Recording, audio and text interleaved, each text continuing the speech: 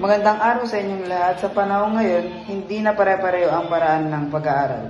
May modular, may online, at face-to-face classes, at bawat isa ay may sariling hamon. Ngayon, pag-uusapan natin kung paano makakaligtas at makatagumpay sa bawat uri ng klase. Unahin natin ang modular learning. Sa setup na ito, malaking hamon ang self-discipline dahil ikaw lang ang mag-aaral mag-isa. Mahalaga ang time management.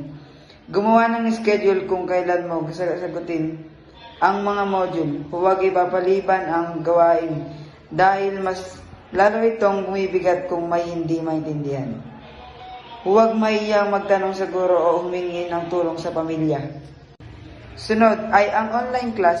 Isa sa pinakamalaking problema rin dito ay ang distraction at internet issue.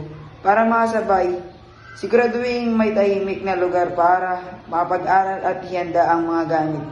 Bago magsimula ang klase, makinig ng mabuti, mag-take ng notes at makilahok sa discussion.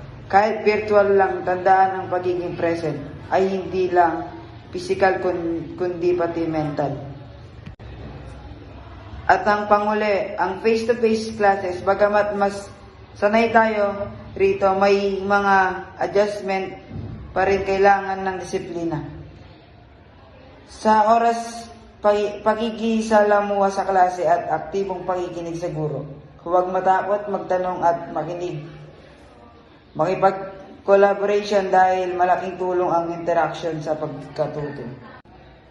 Sa kabuuan, ang susi sa pag-survive sa modular online at face-to-face classes ay disiplina, sipag at tamang mindset. Iba-iba man ang sistema ng pag-aaral, pare-pareho ang layunin ang matuto at magtagumpay basta't handa tayong mag-adjust at magtiwala sa sarili.